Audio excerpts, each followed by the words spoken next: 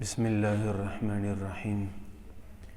وعن أبي أمامة رضي الله تعالى عنه قال قال رسول الله صلى الله عليه وسلم: يا ابن آدم أن تبذل الفضل خير لك وأن تمسكه شر لك ولا تلام على كفاف وابدأ بمن تعول. رواہ مسلم۔ سیدنا حضرت ابو امامہ رضی اللہ تعالی عنہ سے روایت ہے، فرماتے ہیں کہ رسول اللہ صلی اللہ علیہ وسلم نے ارشاد فرمایا: اے آدم کے بیٹے، جو تیری ضرورت سے زائد ہے اگر تو اسے خرچ کر دے تو یہ تیرے لیے زیادہ بہتر ہے،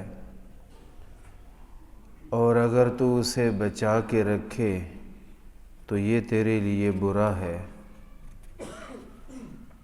اور ضرورت کے لیے بچا کے رکھنے میں کوئی برائی نہیں،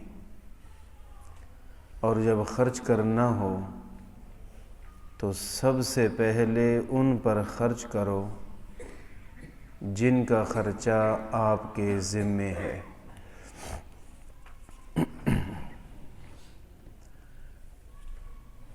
نبی پاک صلی اللہ علیہ وسلم نے زندگی کا ہر کام ہمیں سکھایا اور بڑا خوبصورت سکھایا۔ ان کاموں میں سے ایک کام ہے خرچ کرنا۔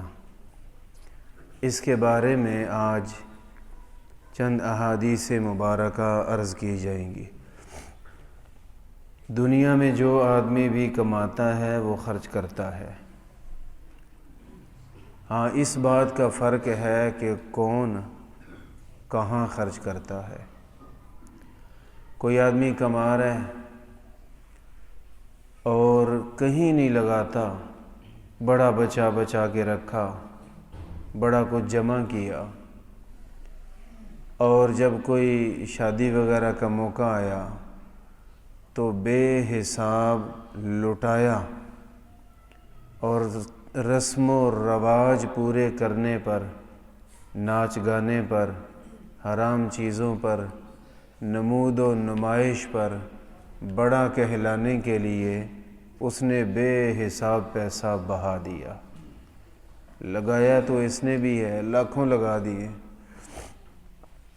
لیکن اس لگانے کا ایک رزلٹ ہے،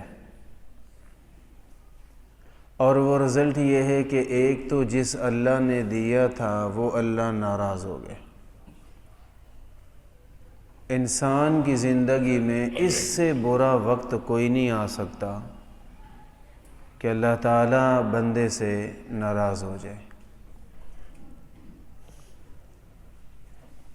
اور دوسرا وہ آدمی جس نے کمایا اور فضولیات پہ کبھی خرچ نہیں کیا،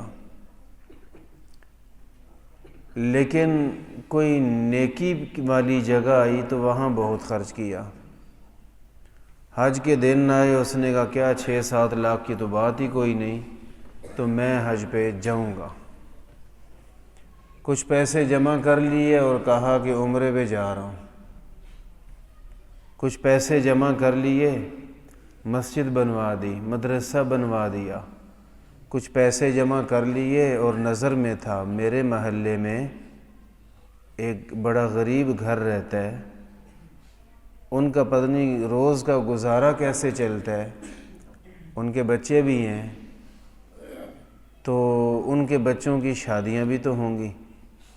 یہ بچا کے رکھتا تھا، اور اس نے اپنے کسی محلے دار، کسی رشتہ دار کے بچی کی شادی کے موقع پر اس کے جائز اخراجات میں اس کی مدد کر دی اور شادی کروا دی ساری۔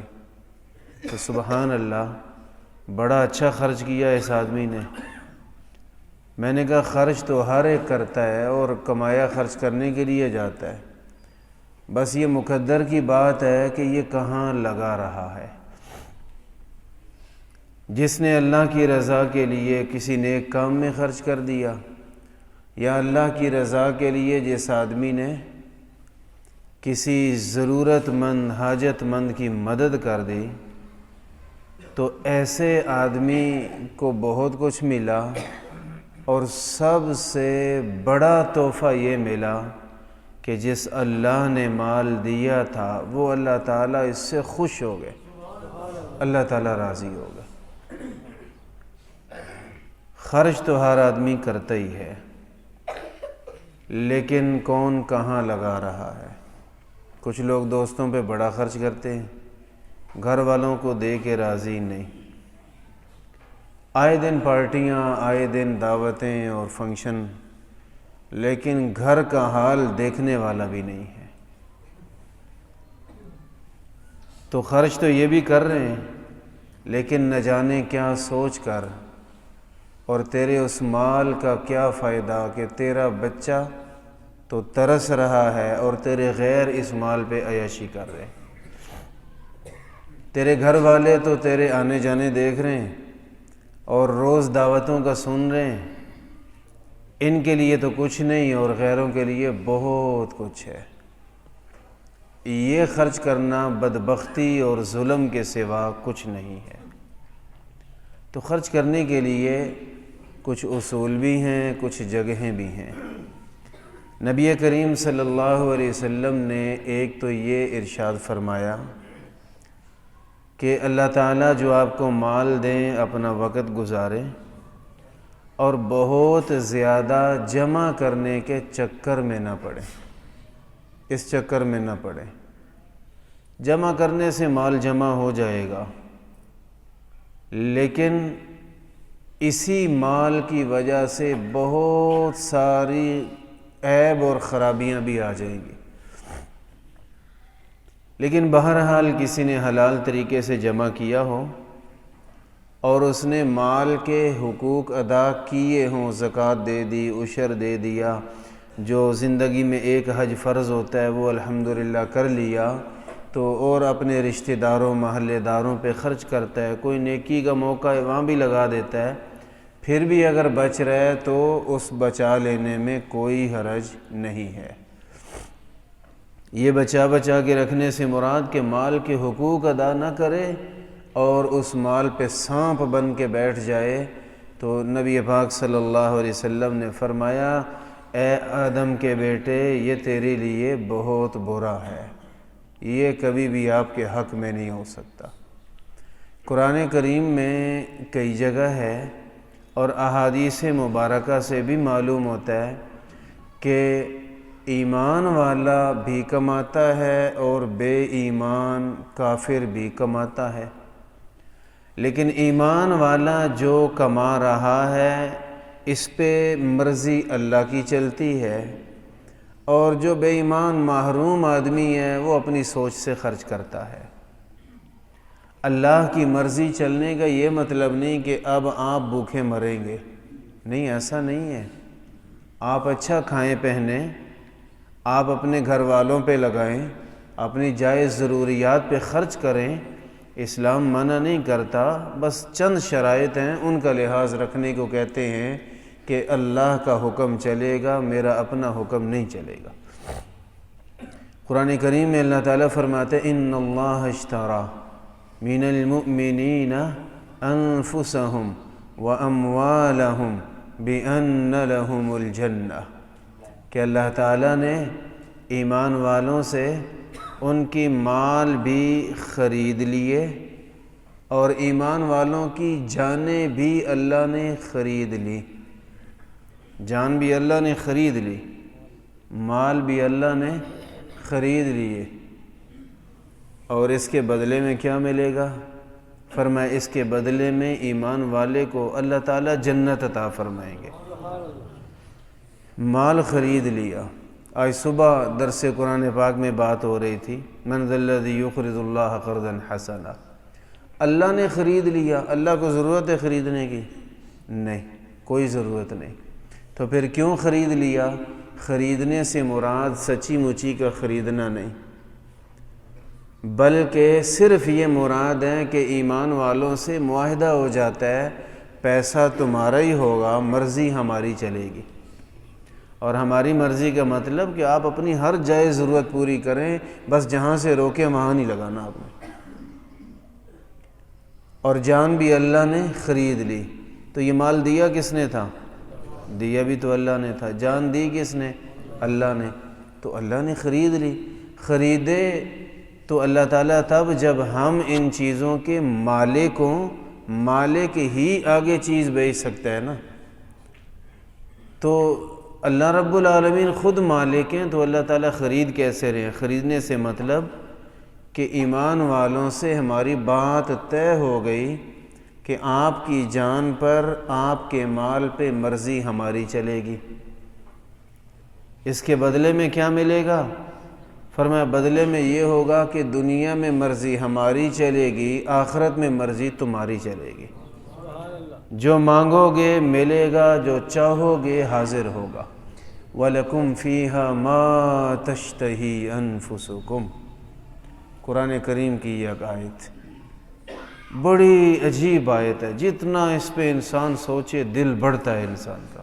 پھر دنیا کے کسی غم پریشانی کو انسان وقت نہیں دیتا۔ اللہ فرماتے ہیں ایمان اور اعمال والی زندگی گزار لو، جب ہمارے پاس آؤ گے نا، جو تمہارا دل چاہے گا وہی حاضر ہوگا، وہی حاضر ہوگا، جو کہو گے ملے گا۔ ابو کہہ دینا کہ جو کہو گے ملے گا، بندہ بڑا خوش ہو جاتا ہے، موج لگ گئی، یہ لے لیں گے وہ لے لیں گے۔ حالانکہ ابو کی جیب چھوٹی سی ہے اور بینک میں بھی کچھ پڑا ہوگا تو تھوڑے سے ہوں گے، اور کیا ہے، تو نہ جانے وہ اپنا گزارا کیسے چلا رہا ہے۔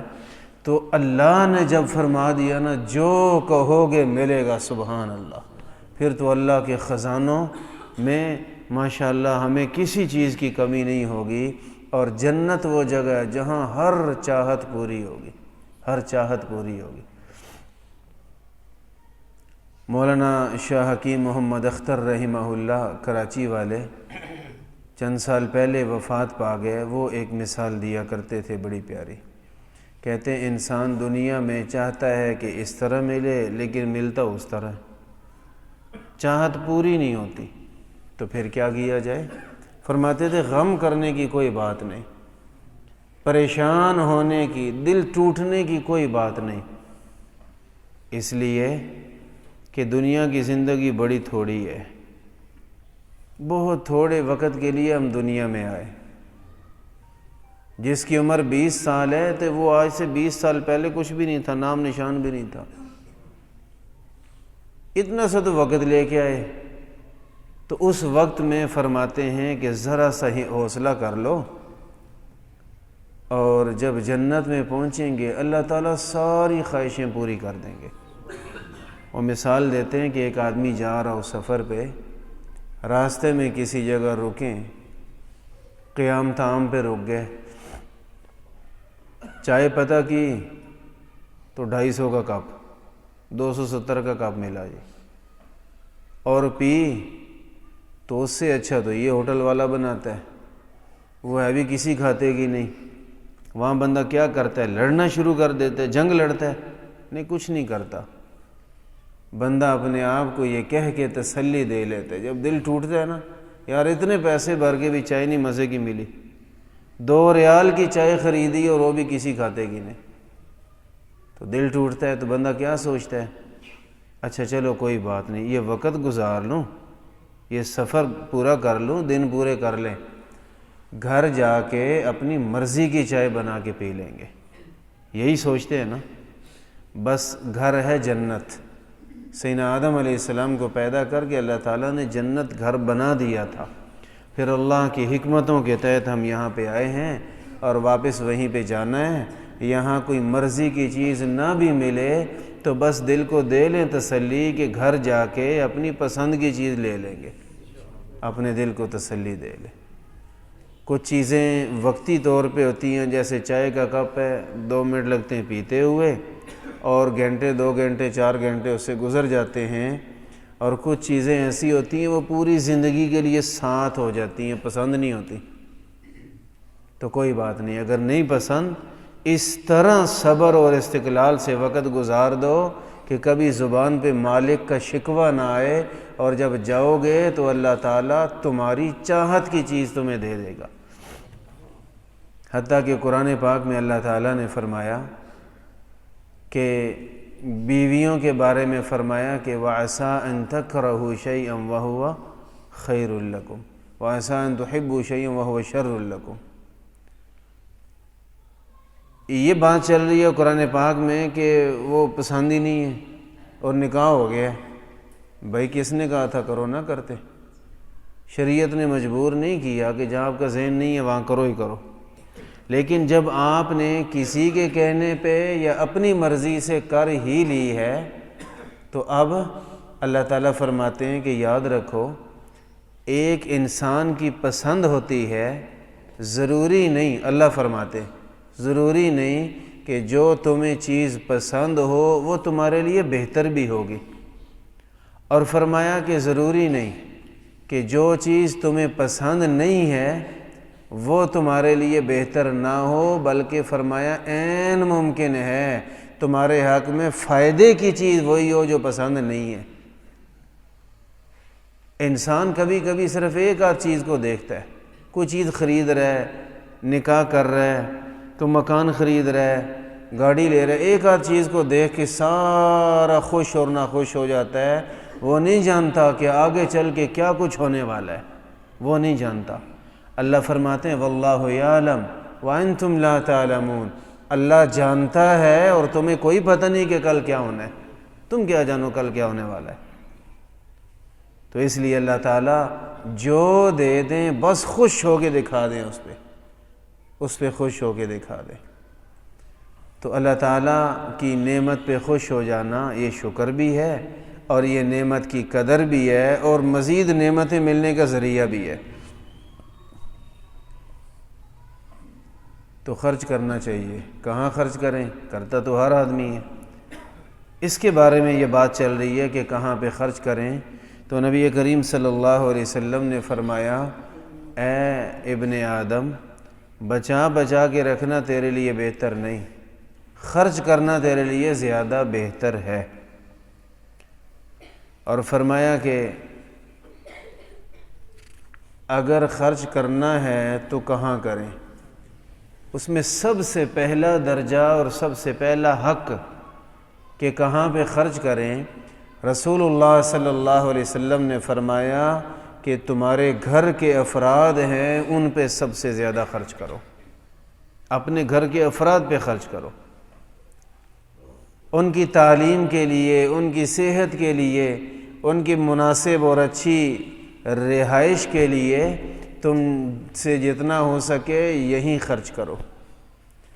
لوگوں کی زندگیاں گزر جاتی ہیں، سمجھ نہیں آتی، ادھر ادھر بڑا لگا رہے ہیں اور گھر والوں پہ کوئی توجہ نہیں۔ تو نبی پاک صلی اللہ علیہ وسلم نے یہ بھی رہنمائی فرما دی، ہمارے مال کے سب سے بڑے حقدار کون ہیں؟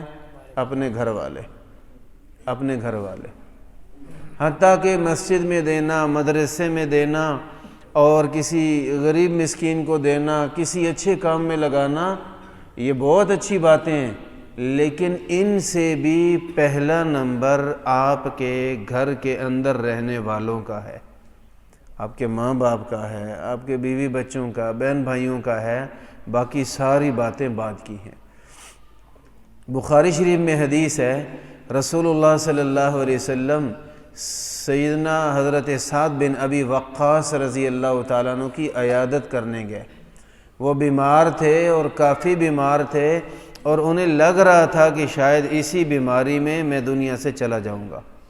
ایسے ہوا نہیں، اللہ نے ان کو صحت بھی دی، عمر بھی دی، اور بڑا بڑا کام بھی لیا ان سے اللہ نے، لیکن بہرحال وہ سمجھ رہے تھے کہ اسی بیماری میں شاید میں دنیا سے جاؤں گا۔ انہوں نے نبی کریم صلی اللہ علیہ وسلم سے عرض کی، اے اللہ کے نبی صلی اللہ علیہ وسلم، آپ مجھے اجازت دیں میں اپنا سارا مال صدقہ کر دوں۔ اب صدقہ تو عبادت ہے، نیکی ہے، اور نبی علیہ السلام تو دنیا میں تشریف ہی اسی لیے لائے ہیں کہ ہمیں نیکی سکھائیں کہ کرو نیکی۔ انہوں نے عرض کی میں چاہتا ہوں میں سارا مال صدقہ کر دوں۔ آپ علیہ السلام نے فرمایا نہیں، صدقہ نہیں کرنا سارا مال۔ صدقے سے روکا نبی علیہ السلام نے۔ انہوں نے عرض کی کہ اچھا میں ایسا کر لوں کہ آدھا مال خرچ کر لوں گھر والوں پہ اور آدھا صدقہ کر دوں۔ فرمایا نہیں، اس کی بھی اجازت کوئی نہیں۔ نبی علیہ السلام صدقے سے منع فرما رہے ہیں۔ انہوں نے عرض کی اگر اجازت ہو تو اپنے مال کے 3 حصے کر لوں، 2 اپنے گھر والوں کے لیے چھوڑ دوں، 1 حصہ اللہ کے راستے میں صدقہ کر دوں۔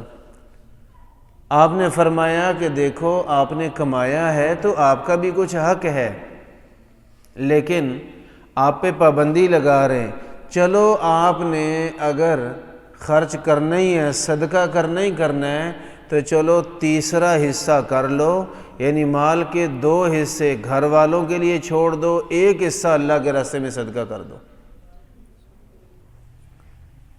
تو آپ علیہ السلام نے ساتھ یہ فرمایا وَالثُّلُثَ کثیر، یاد رکھنا ہے یہ بھی زیادہ، صدقہ کرنا ہے تو اس سے بھی تھوڑا کرو۔ عبادت سے منع فرما رہے ہیں اور اس کی وجہ بیان فرمائی۔ ارشاد فرمایا کہ آپ اپنے گھر والوں کو دنیا سے جاتے ہوئے مالدار چھوڑ جائیں، یہ بہت بہتر ہے اس بات سے کہ آپ اپنا مال تو صدقہ کر دیں اور آپ کے بچے صدقہ مانگتے پھریں لوگوں سے۔ اس حدیث پاک سے بھی پتہ چلا اللہ کے راستے میں خرچ کرنے سے بھی زیادہ ضروری کام یہ ہے کہ اپنے گھر والوں پہ خرچ کیا جائے۔ خرچ کس چیز پر کیا جائے؟ گھر والوں کی عیاشی کی بات نہیں ہو رہی، گھر والوں کی فضولیات کی بات نہیں ہو رہی، بلکہ ضروریات کی بات ہو رہی ہے۔ گھر والوں کا اچھا کھانا، مناسب صاف ستھری رہائش، ضرورت کی چیزیں، وہ بہتر چیزیں ہوں لیکن فضول خرچی والی نہ ہوں، بہتر چیزیں ہوں نمائش والی نہ ہوں، صرف اس لیے لاکھوں لگا دی ہے کہ دیکھنے والا واہ واہ کرتا رہے۔ یہ بے وقوفی ہے اور فضول خرچی ہے، اور اللہ تعالیٰ فرماتے ہیں کہ ایسا کرنے والا شیطان کا بھائی ہے۔ تو خرچ کریں گھر والوں پہ، اور خرچ کرنے کا سب سے پہلا حقدار وہ ہمارے گھر کے افراد ہیں کہ ان پہ خرچ کریں، اور کریں ان کی ضروریات پہ خرچ۔ اب جو بچ جائے تو اس کا کیا کریں؟ اس کے بارے میں آگے بہت ساری احادیث مبارکہ میں ذکر کیا گیا ہے۔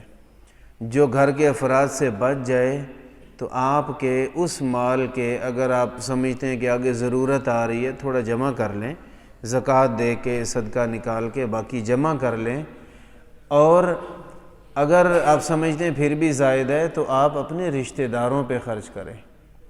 رشتہ داری کا حق ہے اور اس کے بارے میں پوچھا جائے گا، یاد رکھنا۔ لیکن ہم تو رشتہ داروں کا نام نہیں سننا چاہتے۔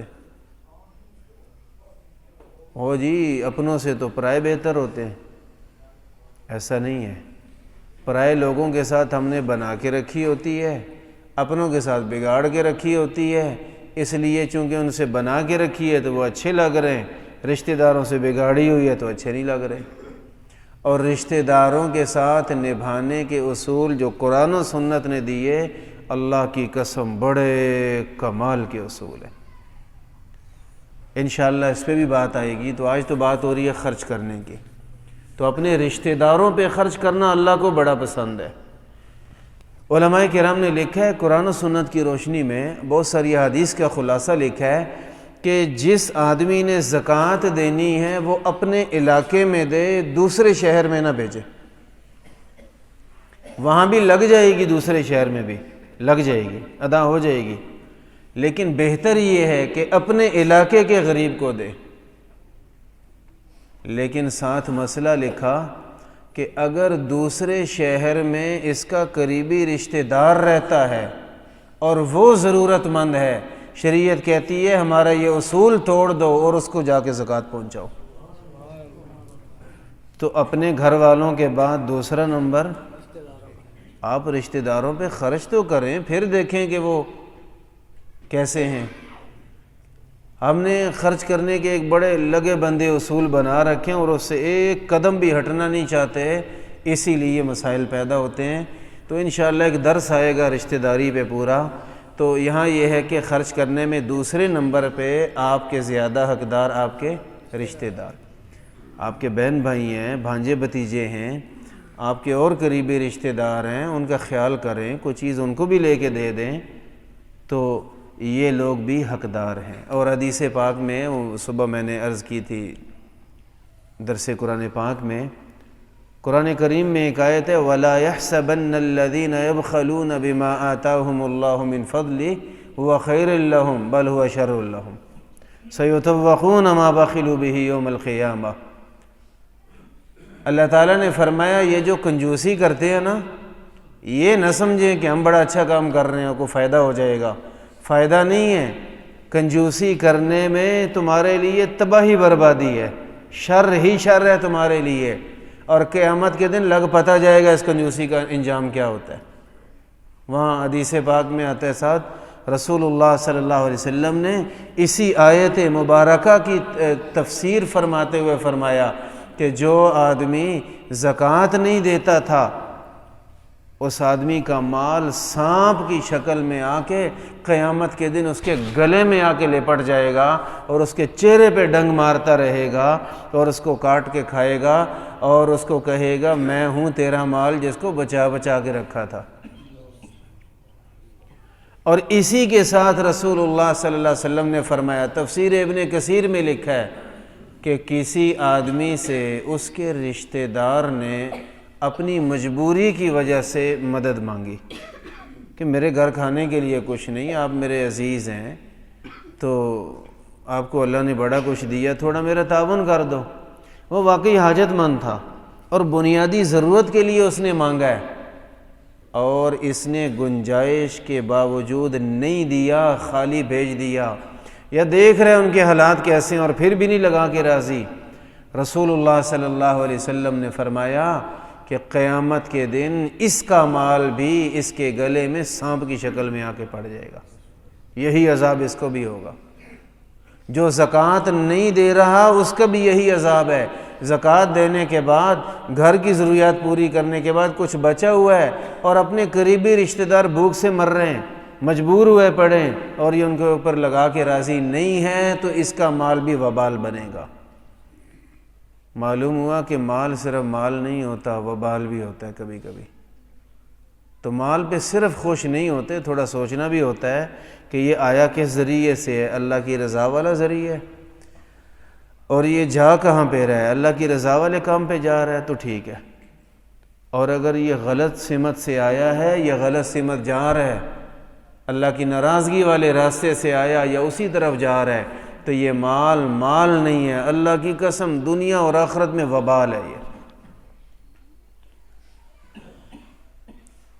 خرچ کرنے کی بات چل رہی ہے تو رسول اللہ صلی اللہ علیہ وسلم نے فرمایا کہ آپ کا سب سے زیادہ آپ کے مال کے حقدار وہ ہیں جن کا خرچ آپ کے ذمے بنتا ہے اصولاً، تو انہی پہ سب سے زیادہ خرچ کیا جائے۔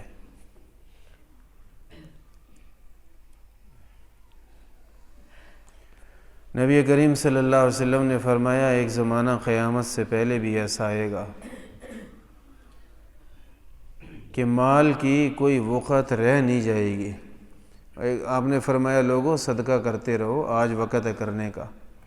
ایک زمانہ آئے گا آدمی اپنا سونا ہاتھ میں اٹھا کے زکوٰۃ کے پیسے پکڑ کے پھرتا رہے گا، یار کوئی ہے جو زکوٰۃ کا مستحق کو لے لے تاکہ میرا فرض پورا ہو جائے۔ جس سے ملے گا وہ کہے گا تیرے سے زیادہ اللہ نے مجھے دیا، رکھ اپنے پاس۔ آپ علیہ السلام نے فرمایا اس وقت کے آنے سے پہلے آج خرچ کرو، جب آس پاس بڑے محتاج ہیں، بڑا مزہ آئے گا خرچ کرنے کا، بڑا اجر ملے گا خرچ کرنے کا۔ ایک وقت آ جائے گا پیسہ بڑا ہوگا لیکن خرچ کرنے کی جگہ ہی کوئی نہیں ہوگی۔ آج مسجد کی تعمیر ہوتی ہے تو حکومت تو مسجدیں مسجدوں کا تعاون نہیں کرتی، کمرشل بل مسجدوں کو دے رہے، ٹی وی کا بل بھی مسجد کو جا رہا ہے، اور جو ہو سکے جتنا ہو سکے اس کو دبایا ہی جائے تو بہتر ہے۔ یہ جب پالیسی چل رہی ہے، آج مسجد والے مانگتے ہیں جی بھائی اللہ کے گھر کے لیے، نیک کام کے لیے بھائی ماشاءاللہ ہمت فرمائیں دیں، تو یہ وقت ہے دینے کا۔ اور جب ایسا وقت آ جائے گا کہ پیسہ تو بہت ہوگا لیکن کوئی ایسے اللہ والے حکمران آ جائیں وہ کہیں بھائی کوئی مسجد فنڈ نہیں لے گی، سارا خرچہ میں خود کروں گا، اس وقت آپ کس مسجد کو دیں گے؟ اس وقت کسی غریب کو آپ کیا دیں گے؟ جب کسی کی غربت نہیں بچے گی، ہر غریب بھی انشاءاللہ مالدار ہو جائے گا۔ وہ زمانہ آ رہا ہے، حدیث پاک میں حضرت مہدی اور سیدنا عیسیٰ علیہ السلام کے دور کے بارے میں بڑی وضاحت سے بتایا گیا ہے کہ وہ وقت آئے گا کہ لوگ ایسے لے کے پھریں گے اور کوئی آدمی نہیں لے گا، اور اتنا ایمانداری پھیل جائے گی، اللہ کی ذات کی طرف اتنا رجحان لوگوں کا الحمدللہ ہو جائے گا کہ ایک مسلم شریف میں آتا ہے ایک آدمی کہے گا یار میں ایک سجدہ اپنے رب کو کر لوں، وہ کہے گا ساری کائنات کے خزانوں سے یہ زیادہ قیمتی ہے۔ آج بھی اتنا ہی قیمتی ہے۔ آج ہمیں سمجھ نہیں آتی، آج 10-50 روپے کے لیے ہم پوری نماز بھی چھوڑنے کے لیے تیار کھڑے ہیں، ہم اتنے کمزور ہوئے کھڑے ہیں، ورنہ اللہ کی ذات تو وہی ہے۔ اللہ کے آگے سر جھکانا تو واقعی اتنا قیمتی کام ہے، لیکن آج ہمیں سمجھ نہیں آ رہا، اس دور میں لوگوں کو سمجھ آ جائے گا۔ تو یہ جتنا عرصہ پیسے کی مانگ ہے، ضرورت ہے، مہنگائی ہے، ہماری گلی محلے میں آس پاس میں جو لوگ بیچارے مشکل میں وقت گزار رہے ہیں ان کو پہچانیے اور سمجھیے، اور خفیہ جیسے کل حدیث پاک میں آیا تھا خفیہ صدقہ کریں۔ اگر عرش کا سایہ لینا ہے قیامت کے دن تو خفیہ صدقہ کریں، آپ کے بھائی کو پتہ نہ ہو کہاں کیا ہے اس نے، خفیہ صدقہ کریں۔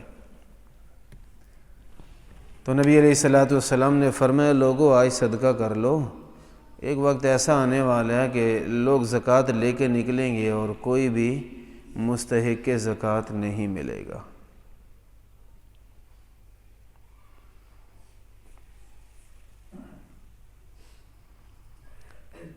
سیدنا ابو ہریرہ رضی اللہ عنہ فرماتے ہیں کہ رسول اللہ صلی اللہ علیہ وسلم سے کسی نے عرض کی کہ سب سے عظیم صدقہ کون سا ہے، سب سے اچھا بہترین صدقہ جو اللہ پاک کو خوش کرنے والا ہے؟ آپ نے فرمایا ان تصدق وانت صحیح شحیح تخشى الفقر وتأمل الغنى۔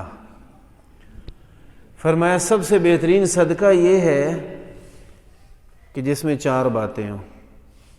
اس حالت میں آپ صدقہ دے رہے ہیں کہ آپ بالکل صحت مند ہیں اور ایک لمبی عمر کی امید ہے آپ کو۔ تو جب لمبی عمر کی امید ہو تو بندہ کہتا ہے یار بچا کے رکھ لو بعد میں کام آئیں گے۔ فرمایا جب امید بہت ہے لمبی عمر کی، بہترین صحت ہے، اب صدقہ کرو۔ یہ صدقہ اپنا دل توڑ کے آپ کر رہے ہوں گے اور یہی سب سے بہترین صدقہ ہے۔ اور فرمایا شحیح، اس حال میں صدقہ کرو کہ آپ کو خود بھی بڑی ضرورت ہے، یار میرا یہ کام بھی رہتا ہے، وہ بھی چیز ہونے والی ہے، وہ بھی رہتا ہے، آگے شادیاں آ رہی ہیں، آگے یہ مسائل آ رہے ہیں، تو سب سے نمٹنا ہے، اور اس حال میں تو ضرورت ہے کہ یار مجھے کوئی دے جائے، تو اس حال میں بھی صدقہ دو گے تو فرمایا یہ ہے سب سے بہترین صدقہ۔ اور فرمایا کہ وَتَخْشَى الْفَقْرَ، اس حالت میں صدقہ دو کہ تمہیں خود بھی ڈر ہو کہ یار دے تو رہا ہوں پتہ نہیں میرا اپنا مہینہ کیسے گزرے گا، اس حال میں دو، یہ سب سے بہترین صدقہ ہے۔ اور فرمایا کہ اس حال میں دو جب تم خود امید رکھتے ہو کہ یار اللہ کرے کچھ پیسے آ جائیں، میرے وہ کام ہو جائے، فلاں فلاں کام، ابھی لینے کی چاہت ہے، ضرورت ہے، لیکن اس حال میں بھی آپ اللہ کی رضا کے لیے خرچ کریں۔ نبی علیہ السلام نے فرمایا سب سے عظیم صدقہ یہی ہے۔ اور فرمایا صدقہ دینے کے لیے اتنا انتظار نہ کرو کہ جان روح نکل کے حلق میں پہنچ جائے اور اس وقت آپ کہیں کہ فلاں کو اتنے دے دو، مسجد میں اتنے دے دو، مدرسے میں اتنے دے دو، لفلان قضا ولفلان قضا ولفلان قضا، ادھر اتنے دے دو، ادھر اتنے دے دو، جان یہاں پہنچی ہوئی ہے، اب 2 منٹ بعد تو میں نے مر جانا ہے، تو میرا تو کام ہی نہیں رہا پیسے کے ساتھ، تو یہ صدقہ تو نہ ہوا۔ مطلب کیا ہوا؟ ساری بات کا خلاصہ اس وقت دوسروں کو ترجیح دو جب آپ خود محتاج ہیں، اور جب آپ کو ضرورت ہی نہیں ہے تو اس وقت آپ دے رہے ہیں تو صدقہ تو وہ بھی ہو ہی جائے گا، لیکن وہ اتنا بہترین صدقہ نہیں ہوگا۔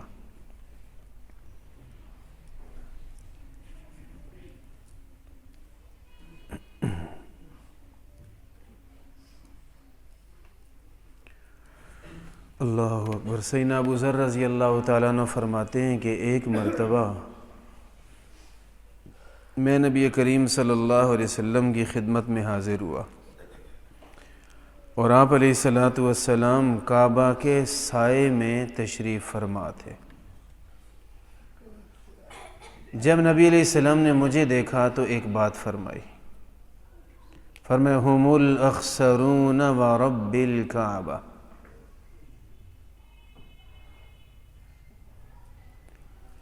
آپ نے فرمایا کہ وہ بڑے نقصان اٹھانے والے ہیں، اس کعبے کے رب کی قسم کھا کے کہتا ہوں وہ بڑے نقصان اٹھانے والے ہیں۔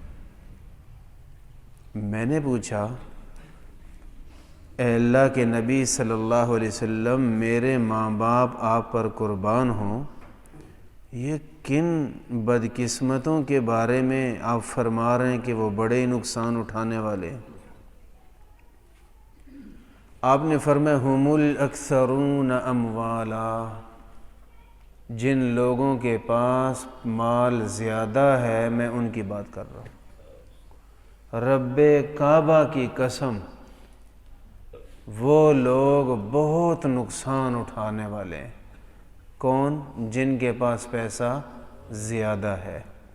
فرمایا ہاں، الا من قال ہکذا وہکذا وہکذا من بین یدیہ ومن خلفہ وعن یمینہ وعن شمالہ وقلیل ما ہم۔ ہاں، زیادہ مالداروں میں سے جو آدمی ہر وقت لگا رہے اللہ کے راستے میں، اس کو بھی دے رہے، ادھر بھی خرچ کر رہے، اس نیک کام میں بھی لگا رہے، ادھر بھی لگا رہے، یہ بچ جائے گا، باقی سارے بہت بڑا نقصان اٹھانے والے ہیں۔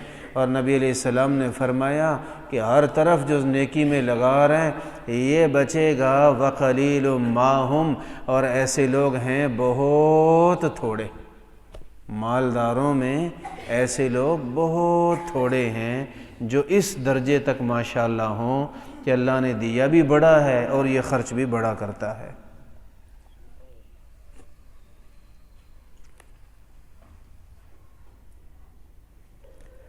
سیدنا ابو ہریرہ رضی اللہ عنہ فرماتے ہیں کہ جو آدمی خرچ کرنے کا عادی ہے نا، اپنے گھر والوں پہ، لوگوں پہ، دوستوں پہ، رشتہ داروں پہ خرچ کرتا ہے، تو فرمایا کہ ایسا آدمی اللہ کو بہت پیارا ہے، ایسا آدمی اللہ کو بہت پیارا ہے، اور فرمایا کہ جنت کے بڑا قریب ہے، اور لوگ بھی اس آدمی سے بڑی محبت کرتے ہیں، اور ایسا آدمی جہنم سے بہت دور رہے گا جو لوگوں پہ خرچ کرتا رہتا ہے۔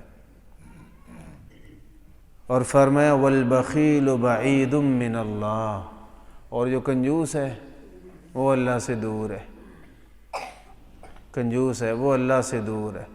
سب سے بڑی بدبختی یہ ہے کہ اللہ سے دور ہے، اللہ سے اس کا کوئی تعلق ہی نہیں بن سکا۔ تو کنجوس اللہ سے دور ہے، جنت سے دور ہے، لوگوں سے دور ہے، اور جہنم کے کنارے پر ہے۔ تو اب اپنے بارے میں دیکھا جائے کہ ہم کنجوسی کرتے ہیں یا سخاوت کرتے ہیں۔ سخاوت میں یہ بھی ہوتا ہے کہ زکوٰۃ اور جو فرض ضروری چیزیں وہ بھی وہاں بھی خرچ کریں، پھر اپنے رشتہ داروں، دوستوں، محلے داروں پہ بھی خرچ کریں، اور جو محتاج نہیں ہے اس پہ بھی لگا دیں، یہ سخاوت ہے۔ اور ایک مرتبہ نبی کریم صلی اللہ علیہ وسلم نے سیدنا بلال رضی اللہ تعالیٰ عنہ کو فرمایا تھا یہ مال تقسیم کرو۔ حضرت بلال حبشی رضی اللہ تعالیٰ عنہ کو اللہ تعالیٰ نے ایک سعادت بڑی نرالی بخشی تھی، بڑی نرالی سعادت دی تھی اللہ نے، اور وہ سعادت یہ تھی کہ نبی علیہ السلام کے لیے ماریں کھانے والے اور بڑی تکلیفوں میں وقت گزارنے والے کو اللہ نے نبی پاک صلی اللہ علیہ وسلم کے گھر کا منتظم بنا دیا تھا، مینیجر۔ آپ علیہ السلام کے گھر کے مینیجر یہی تھے، بلال حبشی رضی اللہ تعالیٰ۔ کہیں سے مال آیا ہے تو اب وہ کتنا پڑا ہے بلال کو ہی پتہ ہے، کہاں پڑا ہے بلال کو ہی پتہ ہے۔ کچھ نہیں تھا تو ادھر سے قرضہ لیا تھا، ادھر سے قرض لیا تھا، کتنا قرض لیا تھا بلال کو ہی پتہ ہے، کس سے لیا تھا بلال کو ہی پتہ ہے۔ اور آپ علیہ السلام کے پاس جب آتا آپ لوگوں کو دیتے اور کچھ اپنے لیے ہوتا تو وہ بلال کو فرماتے بلال یہ بھی تقسیم کر دو، جو میرے حصے کا ہے وہ بھی لوگوں میں تقسیم کر دو۔ ایک دفعہ حضرت بلال رضی اللہ تعالیٰ عنہ کو یہی فرمایا کہ تقسیم کر دو،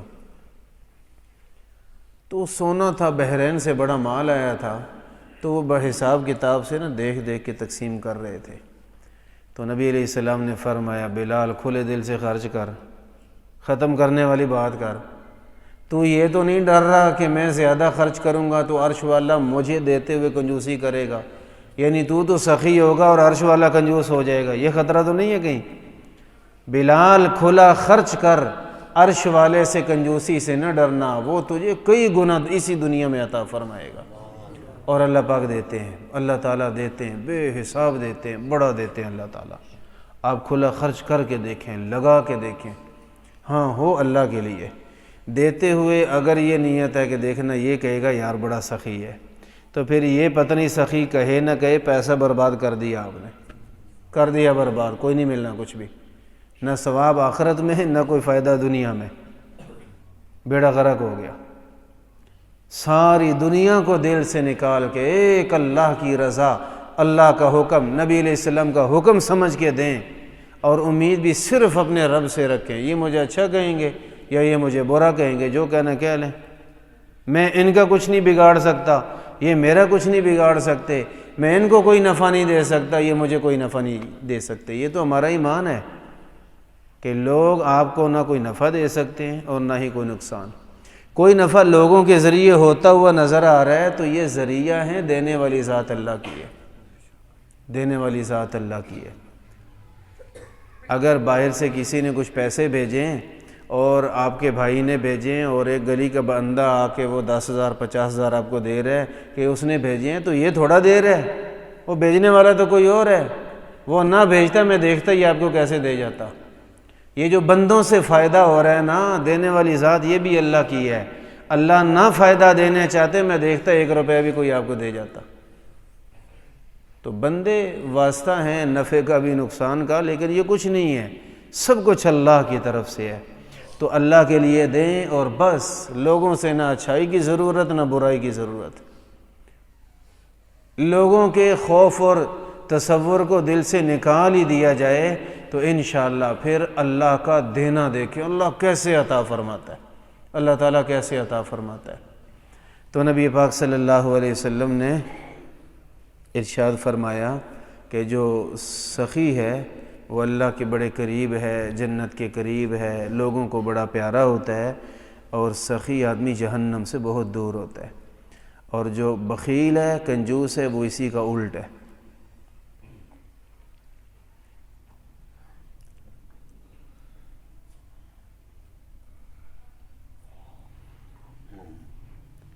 نبی کریم صلی اللہ علیہ وسلم نے فرمایا، آج کی آخری حدیث پاک عرض کرنے لگے ہیں، آپ علیہ الصلوۃ والسلام نے ارشاد فرمایا، کچھ لوگ جنت میں نہیں جائیں گے، ان میں سے ایک آدمی ہے جھگڑالو، جھگڑالو، ہر بندے کے ساتھ پنگا، ہر جگہ رولا، ہر ایک کے ساتھ جھگڑا، پیٹرول ڈلوانے لگے وہاں لڑائی کر لی، کوئی دکان سے سبزی فروٹ لینے لگے تو ان کو 10-15 سنا کے آئے۔ وہ میں ایک حدیث سنتے ہیں لوگوں سے نا، حدیث پاک تو کوئی نہیں ہے، لوگوں سے سنتے ہیں کہ جی کوئی چیز خریدنے لگو، اتنی بحث کرو کہ تمہیں پسینہ آ جائے۔ تو یہ حدیث اگر اللہ کا قانون ہے تو یہ سردیوں میں بھی ہوگا، میرے خیال سے صبح سے شام تک بحث ہی کرتے رہیں گے اور جوتے ہی کھا کے واپس آئیں گے۔ دکاندار کتنی برداشت کرے گا؟ بھئی ایسی کوئی حدیث نہیں ہے، کوئی حدیث نہیں ہے، کوئی حدیث نہیں ہے۔ چند دن پہلے وہ کچھ چیز لینی تھی بازار سے، شہر سے، تو میرے سے پہلے ایک آدمی نے میدان لگایا ہوا تھا دکاندار کے ساتھ، میں تھوڑا اس کا دیکھتا رہا، اپنی چیز لے کے نکلنے لگا تو اللہ نے کیا ان کا بھی سودا ہو گیا، سودا 150 200 کی شے کا۔ تو بڑی دیر کے بعد تو وہ دکاندار نہ جاتے جاتے اس نے تھوڑا سا ناراضگی کا اظہار کیا، کہتا ہے یار آپ اچھے طریقے سے کہتے پتہ نہیں میں کتنی رعایت کر دیتا۔ اس نے کہا نہیں میرے نبی کا فرمان ہے کہ اتنا جھگڑا ہو کہ تمہیں پسینہ آ جائے۔ میں نے کہا پسینہ تو آیا نہیں، گھنٹہ اور لگا لو۔ تو دیکھ کے حیران ہوا کہ یار یہ مولوی سا بندہ ہے اور حدیث کا مذاق اڑا رہا ہے۔ تو میں سمجھ گیا، تو میں نے کہا بھائی جن پہ آپ کو اعتبار ہے نا، ان میں سے کسی عالم سے درخواست کرنا، پوچھنا کہ یہ کوئی حدیث ہے، اگر وہ کہہ دیں ہے تو ذرا حوالہ لے کے اس کو دے جانا، میں ایسی سے لے لوں گا۔ ایسا کوئی حوالہ کبھی بھی نہیں ملے گا کہ نبی علیہ السلام نے یہ فرمایا ہو۔ تو کچھ باتیں حدیث بالکل نہیں ہیں اور وہ حدیث بن چکی ہیں اور لوگ اس کو دینی فریضہ سمجھ کے کر رہے ہوتے ہیں۔ کچھ لوگ حدیث پاک میں وہ جنت میں نہیں جا سکتے، وہ اس قابل ہی نہیں ہے۔ تو ان میں سے پہلا آدمی جھگڑالو، ہر ایک کے ساتھ جھگڑا، ہر ایک کے ساتھ ضد، ہر ایک کے ساتھ بحث، چھوٹی چھوٹی بات پہ جھگڑا۔ ایسے لوگ عمرہ کرنے بھی جائیں، حج کرنے بھی جائیں تو وہاں بھی جھگڑے ہی ہوتے ہیں ان کے ہر جگہ۔ یار یہ کون سا طریقہ ہوا، دھکا دے کے چلا گیا، تو شکر کر یار ان گلیوں میں تجھے کسی نے دھکا دیا ہے، شکر کر تو یہاں پہنچ گیا۔ تو بہرحال جھگڑالو بالکل نہیں ہونا چاہیے۔ خیر ہے کسی نے کچھ کہہ لیا، کوئی خلاف ورزی بھی ہو گئی اصول کی، ساری دنیا کے اصول میں نے پورے کرانے، چھوڑ دیں اس بات کو، اللہ سے ڈرتے رہیں۔ کوئی زیادتی کر لے تو اس کو دعا دے دیں جو نبی علیہ السلام کا طریقہ ہے۔ جھگڑالو آدمی جنت میں نہیں جائے گا۔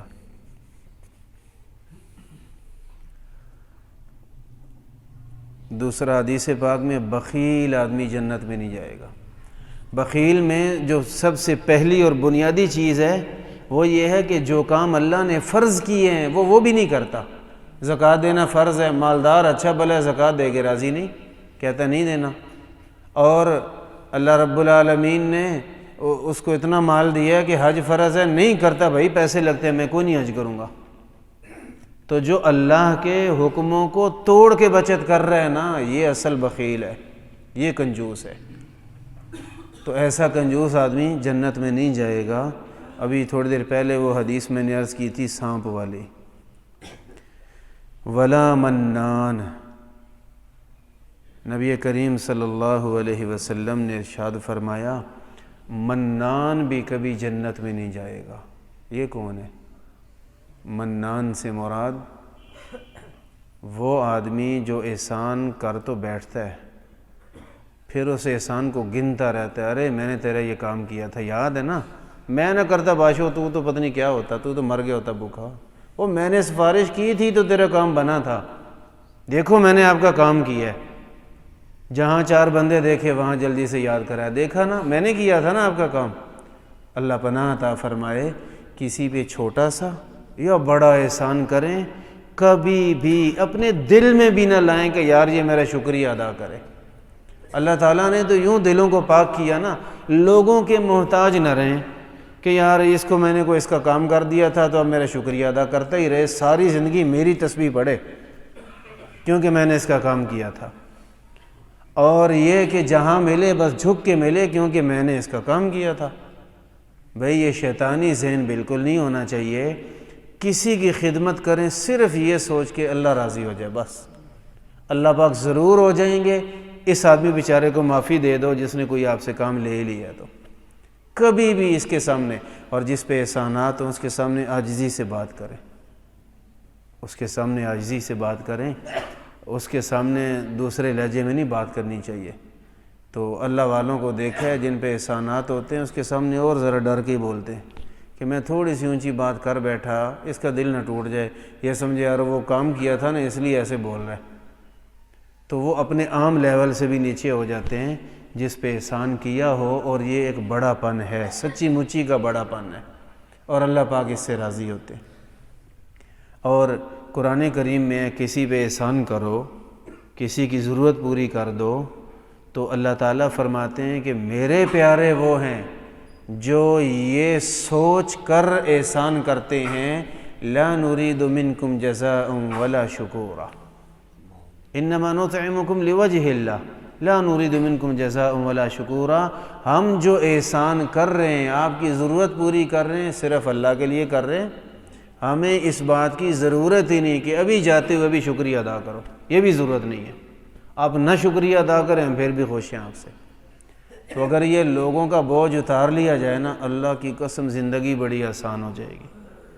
اور نہیں تو بندہ جلتا ہی رہتا ہے، یار میں نے اس کا یہ کیا تھا، دیکھا آج اس نے کس لہجے سے بات کی ہے. چھوڑیں یار اس بات کو. ایک اللہ ہے جو سب کو چلا رہا ہے. اگر اللہ نے کسی بندے کا کام میرے ذریعے کروا دیا تو مجھے شکر کرنا چاہیے. میں نہ کرتا تو اللہ پاک اس کا کام نہیں کر سکتے تھے. اللہ ہزار اور لوگ کھڑے کر دیتا. تو شکر کرو یار میرے ذریعے ہو گیا، میری مفت میں بن گئے. تو اس لیے اللہ تعالیٰ کے بندوں پہ احسان کریں تو احسان جتلائیں نہیں، احسان جتلائیں نہیں. کسی انداز میں، اشارے کنائے میں، کسی طریقے سے بس اپنے آپ کو بھلا دیں کہ میں نے کوئی اچھا کیا ہے اس کے ساتھ. یہ بات اللہ کو بڑی پسند ہے. اور احسان جتلانے والے کو کہتے ہیں منان. اور احسان جتلانے والا جنت میں کبھی بھی نہیں جا سکتا. اللہ تعالی ہم سب کی حفاظت فرمائے.